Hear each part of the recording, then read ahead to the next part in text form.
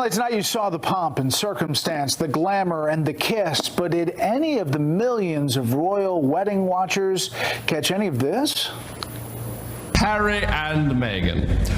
Who is your favorite Harry Potter character? Hagrid. Hagrid. Not correct. I have a surprise for you. Okay. It's a golden unicycle. I don't want that. That present is a fail. I hope you understand that we're puppets. You said we had free will. No, I didn't. That's what you told me. Their royal wedding gift brought to you by the creative minds at Bad Lip Reading.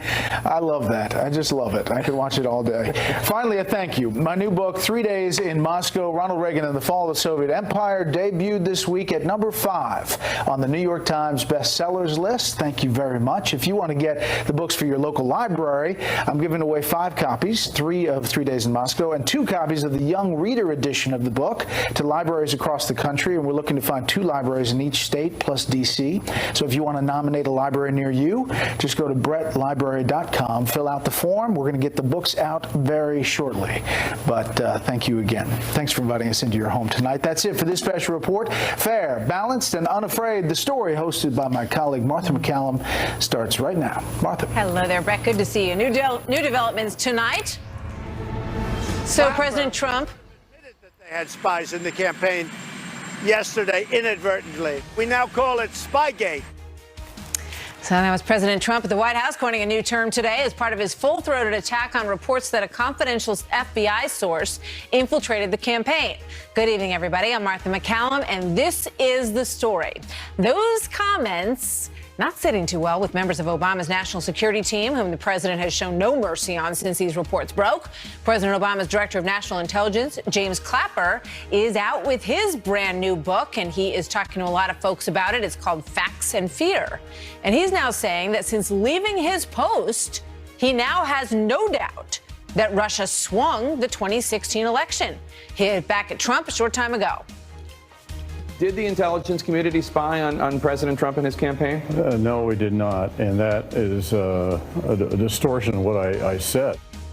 This, as fired FBI Director James Comey says President Trump's actions are doing, quote, lasting damage to our country. In moments, Democratic Congressman Eric Swalwell joins me, and Britt Hume with all the political fallout tonight. But first, Chief National Correspondent Ed Henry, live at the White House with the very latest. Hi, Ed. Well, Martha, good to see you. It was not quite Richard Nixon saying he was not a crook, but it was interesting that James Clapper today on CNN vowed that he did not commit any crimes, a sign at least that President Trump has turned the tables on former top intel officials like Clapper, who keeps shifting his story about exactly what kind of surveillance occurred on the Trump campaign. Back in March of 2017, when the president first charged there was surveillance, Clapper went on NBC to insist that was not true and there was no wiretap activity. Now Clapper has changed that to say there was spying, in his words, but it was necessary and a good thing for Donald Trump because Obama officials were trying to make sure there was no foreign influence on the campaign.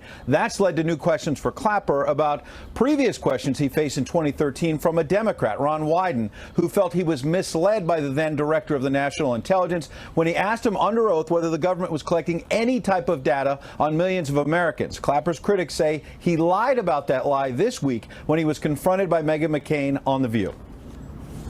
In 2013, when you were asked about it, you said no. So that is a lie. And No, it isn't a lie. I'm sorry. It isn't a lie. I was thinking about something else. Another program. Well, that led the president to put out a tweet calling Clapper a lying machine. Today, he added it was a good thing for the country. He fired former FBI Director James Comey because of the FBI's chief's quote-unquote tremendous lies, including the fact that Comey's agency led the surveillance. Well, Comey today acknowledged some kind of surveillance occurred by stressing in a tweet it was quote-unquote tightly regulated. And in fact, Clapper said Comey's FBI was involved in spying. He used that word in an interview, but here's the kicker. Clapper says when the FBI conducted surveillance, they were only spying on the Russians and their intermediaries, somehow not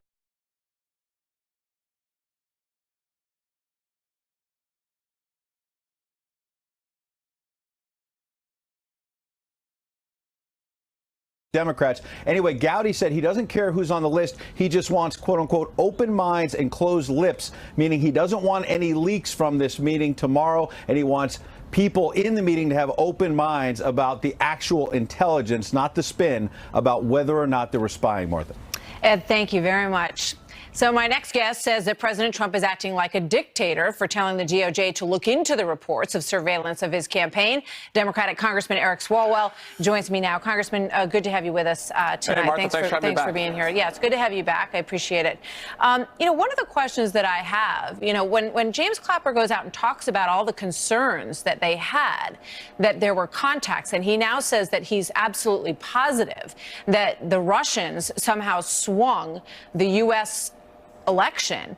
Why did they not? Because it was considered at one point. Andrew McCabe was in the room. James Comey was in the room, according to these reports. Why did they not do what they call a defensive briefing? If they were so concerned about the future of the election, why didn't they get in touch with the campaign and say, look, we think they're reaching out to your folks?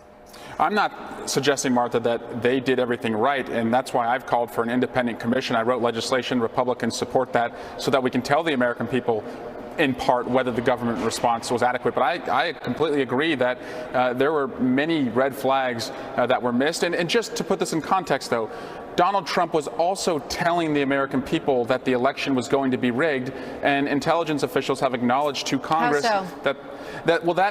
that played into their decision as to whether to tell the American people what the Russians were doing, because they didn't want to play into that false narrative Donald Trump was peddling. I don't think that was right. I think that was the wrong call on the Obama administration. Well, they may have, if Hillary Clinton, who says that she believes that the Russians stole the election from her, then she must be pretty angry at the intelligence agencies. Because if they had stepped in and done what they, perhaps should have done, wouldn't this have gone differently? It also raised the question. James Comey said he wanted to share the dossier with the president because he was genuinely concerned that it could be used as some form of compromise.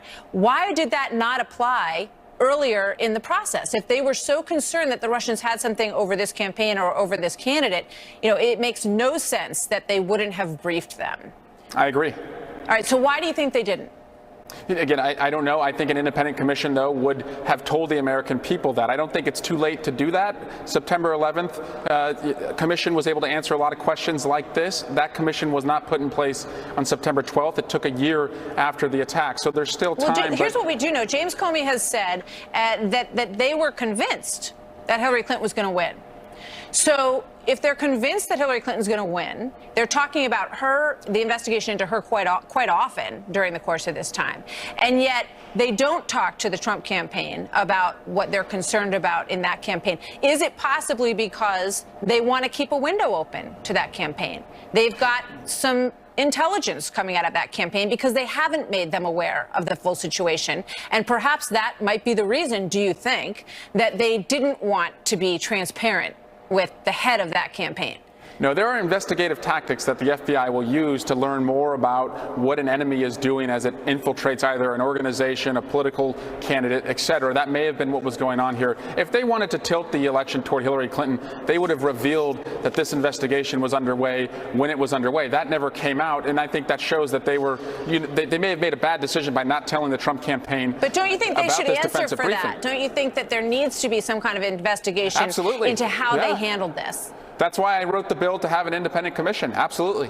All right. So in terms of what I would imagine would like to be in that room during this meeting tomorrow. Well, for tomorrow, yes, because I want to make sure that if anything comes out of that meeting, that it is accurately told to the American people. And we've seen from Chairman Nunes in the past, whether it is his unmasking claims or the memo that they wrote, that there's been a distortion. So to protect against a perversion of the evidence, yes, Democrats should be invited. All right. Let me ask you this. Why do you think James Clapper is now certain that the Russians were able to throw the election, and before, when he was actually the DNI, he wasn't certain?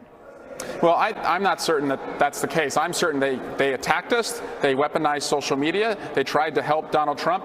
Unless we had a full-scale independent investigation, we couldn't answer that question. But I think it's a question that Republicans and Democrats would want to know the answer to and should push to know the answer to. So you don't think there was any collusion then? No, I do think there's evidence of collusion. Evidence is not a conclusion.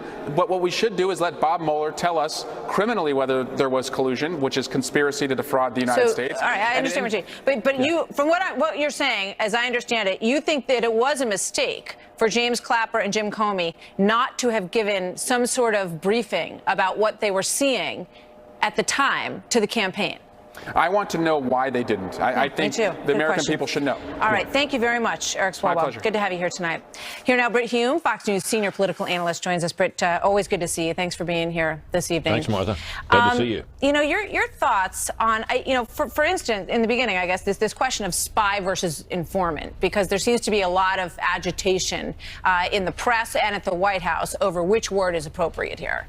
Well, I don't think we're dealing with a professional. I don't think that anyone that we've heard about was James Bond. On the other hand, remember, at the time this was going on, the FBI was conducting a counterintelligence investigation, which is to say the FBI was acting in its capacity as our domestic spy agency. So people who are providing information secretly to the FBI are obviously spying. Now, they may, as I say, they may not rise to the level of James Bond, but they're spying. Well, what do you think about James Clapper, coming out now and talking about the fact that, he's very unhappy? He says, after I left government service, I had my own decision to make. I had not planned to write anything. But after experiencing the election and the behavior by and the impact of the Trump administration, I changed my mind. Well, I think he has a personal antipathy toward Donald Trump, shared widely among certain intelligence professionals. Certainly, John Brennan has that feeling, and one can imagine certainly that James Comey does as well. So, yeah, there's that motivation. But I think you have to really look carefully at what Clapper has said. He is now claiming, as you mentioned to Eric Swalwell, that the Russians were decisive in the election. Mm-hmm. I worry about a man who was once considered a serious intelligence analyst reaching that conclusion, because all the deep dives that have been done into what the Russians did during the election have indicated, yeah, they tried, but what they spent and what they did was utterly dwarfed by all the other efforts, all the other spending, all the other advertising, all the other messaging, all the other campaigning that was done on both sides of that campaign. And it seems unbelievable that someone could come to the conclusion that what the Russians did, not as big as they wanted it to be, perhaps, but they thought was big, but it was actually minuscule. Yeah, that could have made the difference. It's just not plausible. They've charged 13 Russians with a campaign to open up lots of different accounts, to get on social media, which is something that I think is pretty clear they wanted to influence. Let's take a look at another piece of the book by James Clapper, another quote from the book, and put it on the screen. It says, "Of course, the Russian effort affected the outcome. Surprising even themselves, they swung the election to a Trump win. To conclude otherwise stretches logic, common sense, and credulity to the breaking point. Less than 80,000 votes in 3 key states swung the election. I have no doubt," he goes on to say, "that more votes than that were influenced by this massive effort by the Russians." So somehow he's been able to get into the head of those 80,000 voters, and he says even more than that, really, and he knows that that's why they voted the way they did. The problem with saying something like that is that first of all, he presents no evidence. He just calls it massive. He presents no evidence. He ought to know how utterly vast the undertakings are in a presidential campaign. And you can't ever know for sure what is going on the minds of countless voters as they make up their minds how to vote. It's just not a circumstance. Now, look, if there'd been some huge issue involving Russia that had been central to the campaign and had been argued throughout, and the Russians had pulled some kind of an intelligence stunt where they made it appear that the facts were one way and in fact the facts were the other, you could kind of make that argument, but not on this evidence. That's disturbingly silly. Yeah, and it's interesting to me because in the interviews that he's doing, he'll lay this out and say, well, I know this now, and, I'm definite about it, I'm certain about it. But then when asked how he really doesn't have anything to substantiate it other than the number of, Twitter accounts that were opened and the like. But then when asked how he says Putin was absolutely involved. When asked about that, he says, oh, that's classified. I can't get into that. Well, yeah, that's right, and think about it this, Martha. He even says in the course of the things you cited there that something about how a lot of the messages that were coming out of the Trump campaign were the ones that the Russians were promoting, right? Right. So how in the world would you ever be able to tell which of those messages, if they're mirrored by the Trump campaign and all of its multiple utterances, are the ones that people believed and not the ones by the Russians, or vice versa? It's just an imponderable. I mean, it's an extravagant claim, one well beyond the knowledge of an intelligence officer, and he basically cites no evidence for it. This is a man, remember, Martha, who has had his trouble shaking hands with the truth in the past, as has been noted. As has been noted, interestingly, on The View, going back and forth, he said, I was talking about something else, but he didn't actually explain what the other thing he was talking about was. Well, not only that, Martha, the question that Ron Wyden asked him about spying on Americans and surveillance was very broad and very general. It spoke of no particular program at all. Yeah. So when he says he's speaking about another program, what other program? No program was being mentioned. He was asked a broad-based question, and his answer was absolutely false. And he said, not wittingly or unwittingly. So absolutely not was his answer. That was his answer. Britt, thank you very much. Great to see you tonight. Thank you. So coming up next, President Trump doubling down. I called them animals the other day, and I was met with rebuke. They said, they're people. They're not people. These are animals. So one of the officers on the front lines with MS-13 faces off with an advocate who says that the term animal is not fair. Next. That's straight ahead. Plus this, the 30-year-old millennial taken to court by his mom and dad, kicked out of their house, wants to share his side of the story. He is speaking out live. He'll give us his story coming up next. I'm trying to do what's best for me, and I do want to leave, and I want to leave as soon as possible, but it's not tomorrow.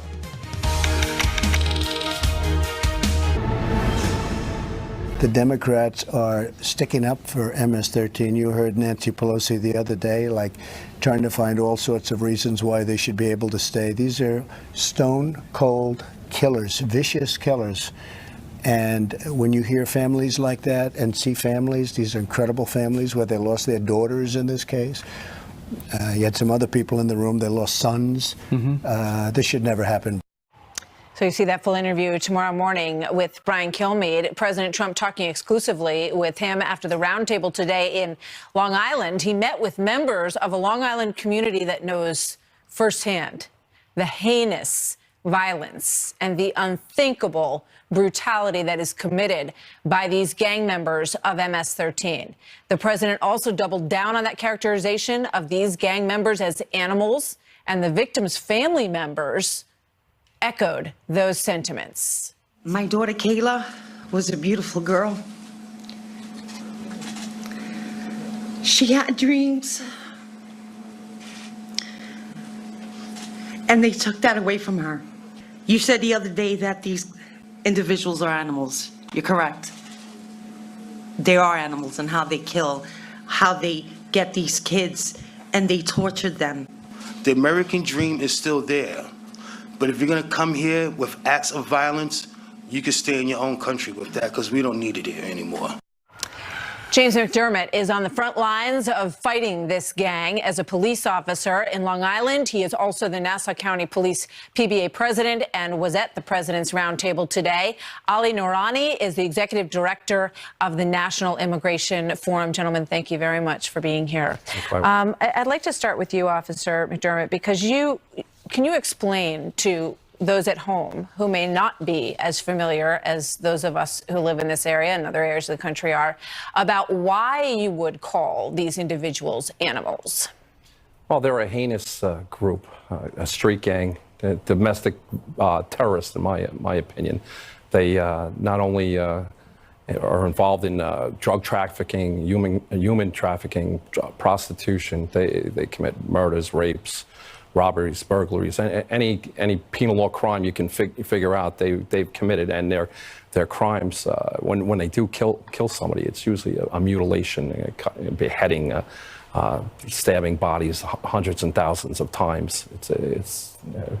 They're a despicable group. And they purposefully dismember bodies and leave them in condition that in some cases they are completely unrecognizable, correct? Yeah, unidentifiable for the family, yes. Ali, do you agree that these individuals, could correctly be called animals for their behavior? Well, first, I have to say three things, Martha. I mean, first and foremost, our thoughts and prayers go out to the families of these victims. I mean, the tragedy, the anguish, it's just awful. Number two, I want to thank the men and women in blue who are serving and protecting communities in Long Island and across the country and are really addressing this problem head on. And number three, we want to really think about what's the solution here, because MS-13, if they are a violent criminal, they do not belong in our country, full stop. And the fact is that they are often preying on immigrant communities. So the solution here is to make sure that immigrant communities are trusting law enforcement, and they are the ones who are reporting those crimes and saying, you know what, that person over there, that is a hardened criminal who I do not want in my community. So these are the kinds of solutions that we have to be focusing on, and I hope, and I think the majority of Americans hope, that we can really move beyond the name calling and let's talk about solutions. Let me ask you about, so it sounds like you probably were surprised when you heard the backlash by some in the media who were very offended by President Trump's comment the other day. When he said these are animals, people gave him a really hard time for saying that. So do you agree with them? Well, I'm kind of wondering who the president is talking about anymore when he talks about immigrants. Because remember, at the beginning of last year and over the course of the last 12 months, he's been talking about a bill of love for dreamers. He rarely talks about that anymore, and we've got a legitimate debate happening in Congress that the majority of Americans would like to see a solution for dreamers. So I think the president has a real opportunity to bring the country together, bring Congress together, and find some real legislative solutions that protect dreamers, secure our border, and yes, make sure that the violent, hardened criminals that are MS-13 gang members are not part of our communities. Yeah. I mean, I was kind of surprised, Officer McDermott, when I heard the backlash to what was said, because the president in that statement was absolutely talking about MS-13 gang members and what they had done to people and the fact that they have no right to be in this country. So in terms of that backlash, and what do we need to define here in terms of how we're discussing this? Well, going to the animal statement, I believe the president tried to clear it up today at the roundtable discussion that he was speaking specifically about the MS-13 gang. He definitely wasn't speaking about the El Salvadorian community. I think he's an emotional person. He shoots from the hip. Like I said earlier today, the person the people to ask if animal was an okay statement is the victims' families. Yeah. And you saw how they responded. Yeah, you saw exactly how they feel. Gentlemen, thank you very much. Good to have both of you here today. Thank you. So breaking right now, Milwaukee is bracing for a potential backlash after police just released body cam video of a controversial arrest of an NBA player. That full story is straight ahead. Plus, amid a growing child foster care crisis in this country, several cities and states are now pulling funding from adoption providers because of their religious beliefs. The fight for faith after the break. So the opioid crisis is putting new stress now on the child foster care system nationwide. Tens of thousands of children are now being removed from homes due to their parents' addiction. So there's a growing need for families to take in and adopt foster children. So why would the city of Philadelphia be severing their ties with Catholic Social Services, an organization that has served as a backbone for the city, helping to provide families and foster care for decades? Trace Gallagher following this story for us from our West Coast newsroom tonight. Hi, Trace. Hi, Martha. Catholic Social Services, as you said, has worked in Philadelphia for 20-plus years. On an average day, the Catholic charity serves 120 children in foster care, supervises 100 different foster homes, and last year, the organization worked with more than 2,200 at-risk kids in Philadelphia alone. And yet, back in March, shortly after issuing an emergency call for 300 foster families, the city of Philadelphia cut ties to Catholic Social Services, denouncing it as discriminatory and launching an investigation into its practices. Why?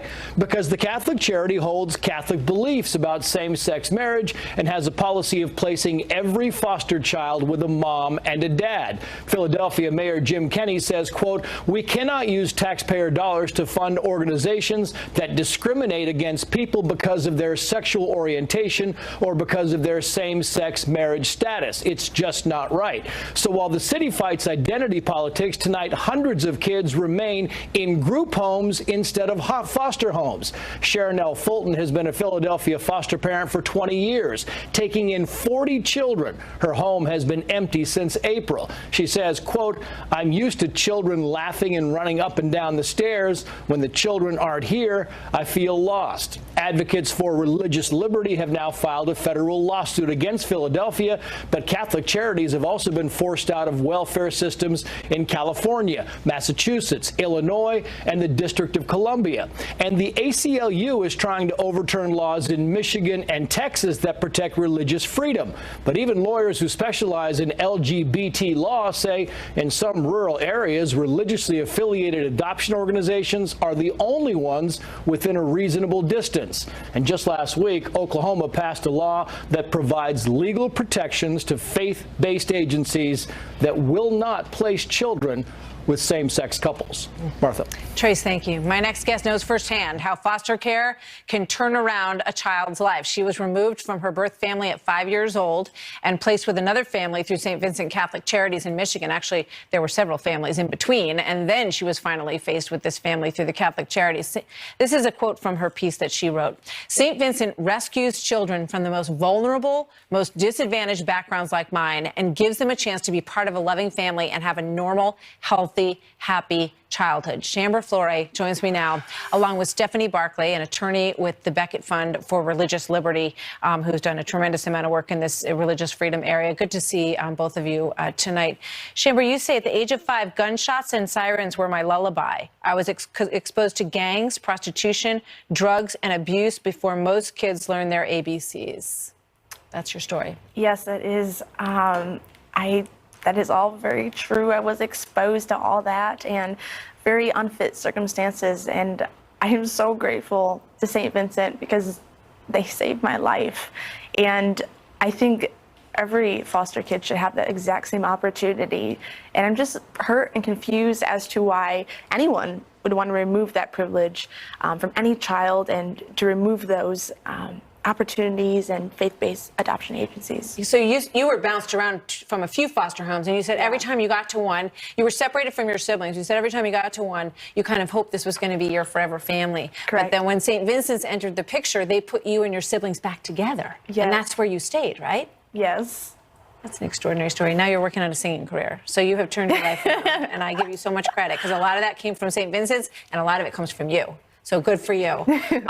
Stephanie, why does the law, how does the law work here? Because the Catholic Church and all these faith-based organizations have such a history of being foster parents and taking care. They take the burden off a lot of these cities, right?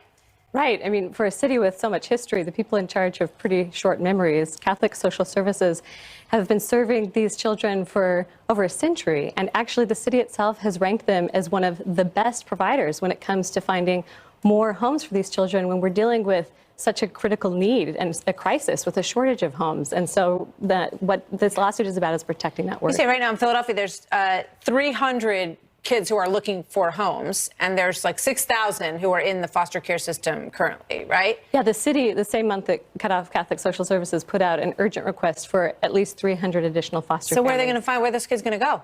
Well, that's exactly the question. And Catholic Social Services itself supervises and supports over 100 foster families. What happens when a same-sex couple comes to a Catholic, organization and says, we'd like a foster child? So Catholic Social Services would never turn any couple away. They'll make sure that they're able to adopt, whether through Catholic Social Services themselves or by referring them to one of 26 nearby agencies who can better meet their needs. Seems like a pretty good arrangement. What's your message to these cities, Chamber, before I let you go? Well, I mean, as you already stated, at the age of 5, guns and sirens were my lullaby. And that's so true to me. And I was exposed to gangs and prostitution, drugs, and St. Vincent gave me an opportunity and a loving family, and I wouldn't want any other child to miss out on that is undergoing the same situations. And I just don't see why anybody would want to take that away when it's such a national crisis. Do you write in your music about your experiences growing up? I do. I use that to actually encourage other people that they can overcome their circumstances. Good for you. Thank you. Good for you. Good luck to you, Shammer. It's great to meet you. Likewise. And Stephanie, thank you very much for being here today. Great story. Very interesting. We'll be watching it. All right. And this now. Police body cam video has just been released of a controversial arrest of an NBA star for a parking violation. Got a live report tonight where this situation is heating up in Milwaukee. We'll take you there live. Breaking tonight, a situation that we're monitoring in Milwaukee, Wisconsin, where body cam footage has just been released in the case of Bucks shooting guard Sterling Brown. The NBA player was tackled, arrested, and tased back in January over a parking violation. The city is now bracing for backlash, which we hope does not happen, in response to what is being called disturbing and disconcerting video. Matt Finn joins us with the backstory on the scene this evening from Milwaukee. Good evening, Matt.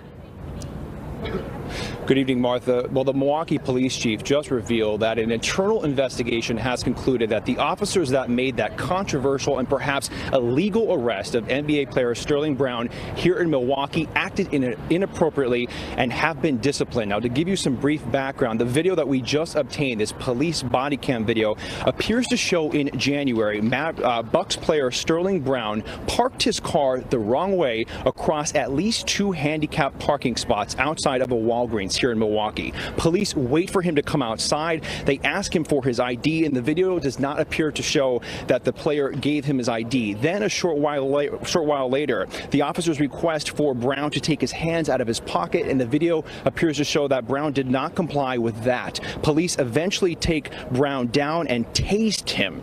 Here is some of that video, and bear with us, it is muffled because it is police body cam video. Where's your driver's license? Back up.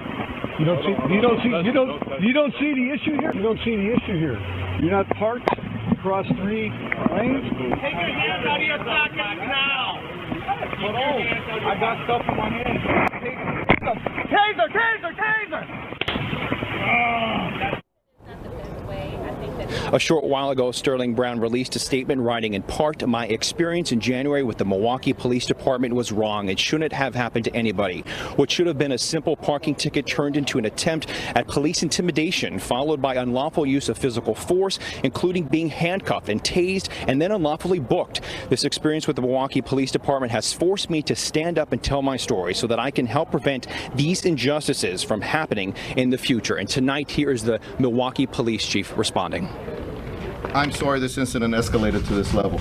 When I took office, I vowed to rebuild trust between the Milwaukee Police Department and the community. We are doing that. Martha, Milwaukee has been the site of violent protests and riots here in recent years, so the mayor and clergy here have been concerned about the reaction that this video might cause here in the community. As the sun sets, so far it appears peaceful. Martha? Let's hope it stays that way. Matt, thank you very much. Here with more, Richard Fowler is a nationally syndicated radio talk show host and a Fox News contributor. Lawrence Jones is editor-in-chief of campusreform.org. Gentlemen, thank you so much for being here, both of you, tonight. Let me start with you, Lawrence. What do you think? What's your thoughts as you look at this story tonight? You know, Martha, I've been a big advocate for body cams because I believe that not only does it protect citizens, but it also protects officers. Right in Texas, my home state, we had another body cam released today of an officer that was accused of sexual assault. The video came out and he did no such thing. In this case, he accused the officers of excessive force, and it appears like there was some excessive force there. Not saying that he did everything, he didn't comply with all the orders, but the problem still, you know, exists. Did it justify that amount of force? And I think that they're going to have to go through the process. It's troubling to me, but I also believe in due process, Martha. Yeah, as we all do.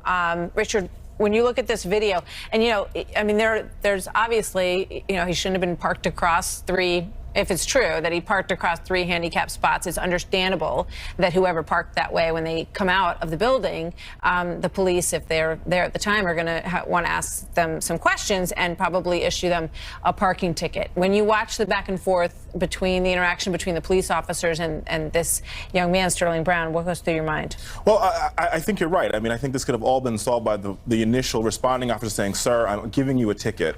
Have a good day." And that would have been the end of it. We wouldn't have been here. We wouldn't have been talking about it. But I think because they escalated so quickly, you saw what happened there. And I think this is one of the situations where it's a learning experience. And I think, one, I agree with Lawrence that every police department in this country should be equipped with body cameras, and they should be forced to wear them so there is accountability and transparency on both sides, right? But beyond that, I think what happened to Mr. Brown in this particular case speaks to a larger problem that we have in this country, where instead of de-escalating situations, what you're seeing from some police officers, let me be very clear, 99% of police officers do a good job. They go to work and they protect and serve our community. But there is 1% that engage in behavior like this that calls to question, are they really protecting and serving our community? And I think these are the type of videos that get people in the African-American community upset and angry, and speaks to a larger narrative of police brutality against people of color. All right, this is a statement from the Milwaukee Bucks. 1 second. They say the abuse and intimidation that Sterling experienced at the hands of the Milwaukee police was shameful and inexcusable. Sterling has our full support as he shares his story. Go ahead, Lawrence. So there's a couple of things. I had no problem with the officers engaging in conversation with him, because just being a criminal justice major, that is common. When you see someone parked that way, you don't know if the person is intoxicated, you don't know what's going on in their mind. And so questioning does take place in those situations. Also, Martha, it just goes back to what the force, what was it necessary? And you got to look at the history. MPD has had some corruption problems. They've had negative relationship within that community. And so they've been going through this path of trying to rebuild that relationship and trust with the community. And I think this did damage to it. I don't know what's the verdict going to be. I don't know if they're going to remove these officers. Like I said, they deserve due process, but I think it's going to be hard rebuilding that trust after a situation like this. Not all cops are bad. Like I said, there was a video right here in Texas where a young lady accused an officer of pulling her over, putting her in the back of a car, taking her around a parking lot and assaulting her, and that just simply wasn't true because of the body cam. So we just never know in these situations, but that's why it's critical. Well, and you know what? The cameras need to be on at all times, and we need to make sure that we have this evidence, which, as you say, can help to be exculpatory to whichever side deserves it. So I got to leave it there. Gentlemen, thank you so much. Great to have both of you with us tonight. Martha. We'll be watching what happens in Milwaukee this evening. Hopefully it stays calm. So coming up next, no job, no money, and now no place to live. This 30-year-old refusing to leave mom and dad's house. He just got evicted in court, and he joins us to tell us his side of the story next. Seen this story. An upstate New York couple has been trying to kick their son out of their house after he's been living there rent-free for 8 years. He's 30 years old. They've asked him to leave 5 different times. They offered him $1,100 to help him get started in his new life in his own place, but he is refusing. And then they took him to court, and the judge evicted this man, Michael Rotundo. And here exclusively is the man at the center of that legal fight, Michael Rotundo. Michael, thank you for speaking with us tonight. Where are you speaking to us from this evening? I'm at a restaurant. Okay, so you've left the house. Well, I'm not there right now. Oh, but what about what's your plan in terms of moving out after the judge's decision? Well, there's a time period where the attorney of my parents is going to send a proposed order, and then I can appeal. I can also appeal the decision. But there's a lot of different things that there's a lot of possibilities. But what it boils down to is that I don't want to be there. I've been trying to get out for years, and it's not for this particular circumstance with the court case regarding it. It's not so much that not that I won't leave. It's not that I don't want to leave. It's that I just need enough time. I don't need very much. I know you keep saying that, but you've had 8 years, and they've asked you 5 different times. You recognize, right, that this isn't your house. This is their house. Do you acknowledge that? Well, when did I say that? before? When you said I say that before, when did I say that before? Well, I saw you speak earlier today, and I read articles about your case, and it says that you've been there for 8 years and that you've been asked at different times to leave. So that's why I'm saying that you've said in the past that you didn't have enough time to get out. I don't. I think that the argument that I've been making about not having enough time has only been speaking to Well, let me sum it up like this. The February 2nd notice is the first notice I received, or the first I had heard of the decision by my parents that they wanted me to leave. Right, that was several months ago. It's right, but it's all one thing. Okay, so what's your plan now? Well, I expect to be out in about 3 months or so. I'm going to try and make it so that the court supports that's reasonable. Right. And do you understand really why your mom and dad want you to go? Maybe they think it's the best thing for you to move on with your life, you know? I think it's more of I think it's more affiliated with the matters regarding my son than it is the fact that all of a sudden, after 8 years, the 2 days after their visitation proceeding is heard, that it's time for me to go right after that. I think that. But nonetheless, they have the right to ask you to leave. It's their home, and they own it, and you live there. So. We're gonna have to leave it there, Michael. I'm sorry, we had a little problem with the Skype, and I thank you for being here. We're gonna keep a close eye on your story, and we'll be watching because everybody's paying attention. Thank you very much. Sure thing. You bet. Our quote of the night coming up next.